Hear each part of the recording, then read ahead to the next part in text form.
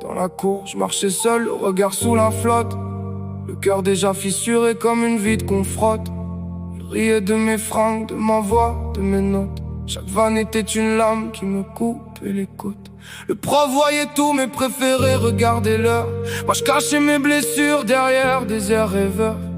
À force d'encaisser, j'ai appris à me taire. Le silence est un cercueil qu'on construit dans la colère. Il dit c'est pour rire, mais les cicatrices restent. Des mots qui cognent plus fort que des poings dans la veste. Y'a des gosses qui s'endorment avec la mort dans la tête, parce qu'à l'école on les enterre avant même qu'ils grandissent peut-être. Chaque matin c'était l'angoisse au ventre, comme marcher pieds nus sur des tessons de verre dans l'enfer du centre. Téléphone qui vibre, message rempli d'insultes. Photos humiliantes partagées comme un culte. Ils veulent des victimes pour oublier leur vide.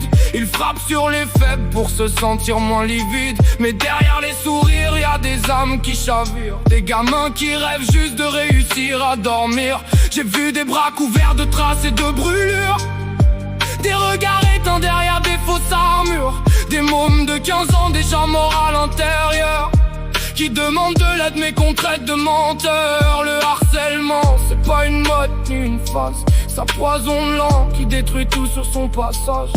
Ça vole l'enfance, ça salit les souvenirs. Ça transforme un battement de cœur en envie de partir. Il dit sois plus fort comme si c'était facile, quand chaque couloir ressemble à un champ de missiles. Y'a des cris étouffés derrière des portes fermées, des vies qui tombent en miettes sans jamais être écoutées. Puis un jour y'a cette chaise vide au fond de la salle, le prénom qu'on prononce avec des silences sales.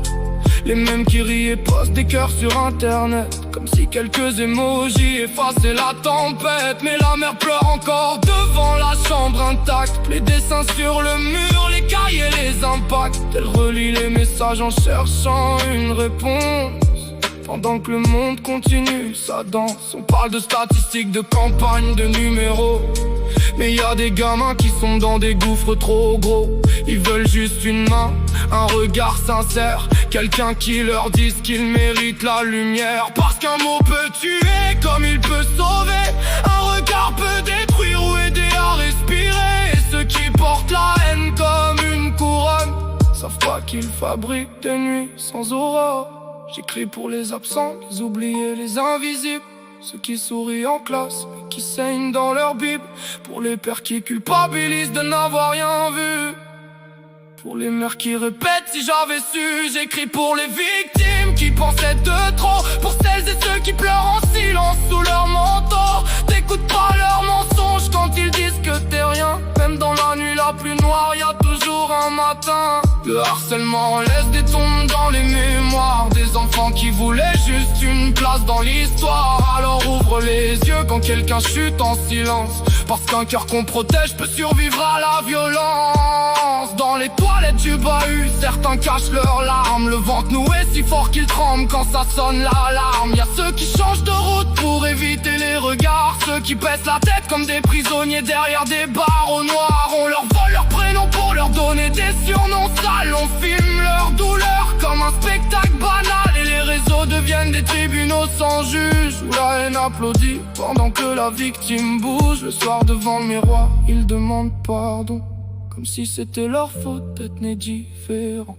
Ils comptent les bleus cachés sous les manches du pull, pendant que d'autres collectionnent les likes et les insultes nulles. Certains arrêtent de manger, d'autres veulent disparaître. Y'en a qui se clarifient pour réussir à sentir leur être, parce que la douleur physique paraît moins forte parfois que les phrases répétées chaque jour contre soi. Combien de vies brisées derrière les portails d'école, combien de rêves noyés dans les rumeurs qui collent. Les adultes disent souvent ça passera demain, mais certains ne voient plus aucun chemin. Je pense à ce gamin debout sur le bord du vide, qui voulait juste qu'on entende son cœur timide.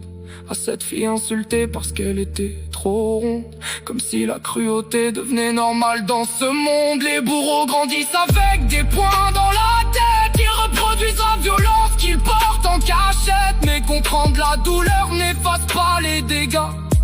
Une vie détruite ne revient malheureusement pas. Alors parle, dans la main avant qu'il soit trop tard. Parce qu'un seul geste peut rallumer une âme perdue qui s'effondrait dans le noir. Sauve les anges